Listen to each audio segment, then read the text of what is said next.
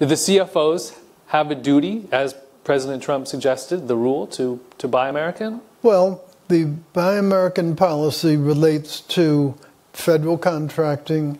It relates to pipelines. It relates to some pretty specific activities. That's one set of things. The other thing is people ought to think about short-term versus long-term.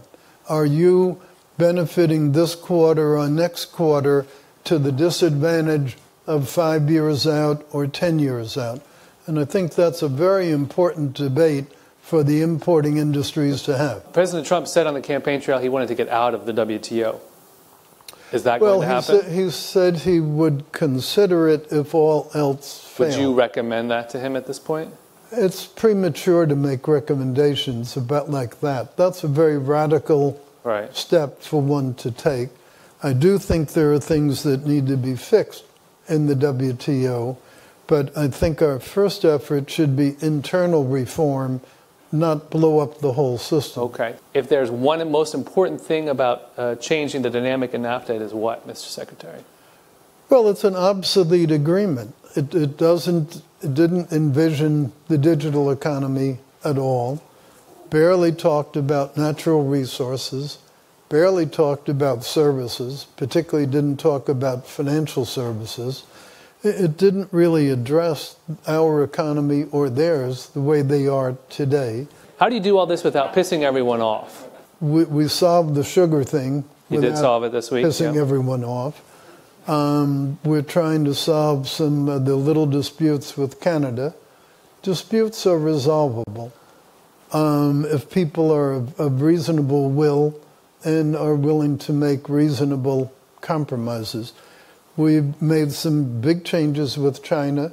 I don't see them suddenly screaming and yelling. President Trump famously mentioned American carnage in his inauguration speech.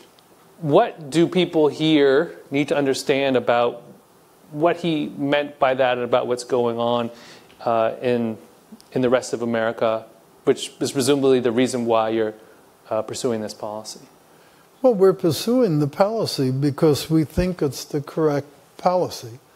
We also think it suits his political base, but fundamentally, it's a correct policy. Does anyone think that China would have been able to make the transformation that it did from a very, very poor, basically rural society to a 50-50 rural-urban that's prospering and becoming the second biggest power in the world? Anyone really think that could have happened without a favorable trade balance? So the question I would pose to those who say deficits don't matter, if trade surpluses do matter, is it really possible that trade deficits don't matter? And especially when there are ways to cure them.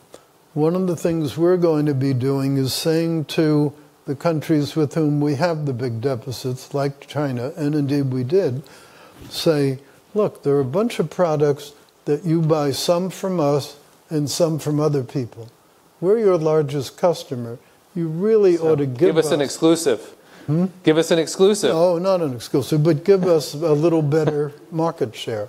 It's not going to hurt you to buy cattle from us instead of from X country, or soybeans from us, or industrial goods from us. So substitution of or changing market share would be one easy way to redistribute a bit the deficit. Interesting. Because it's not inherent in free trade, in my view, that one country, namely us, has to absorb the entire cumulative trade surplus of the rest of the world and therefore eat $500 billion a year of deficit.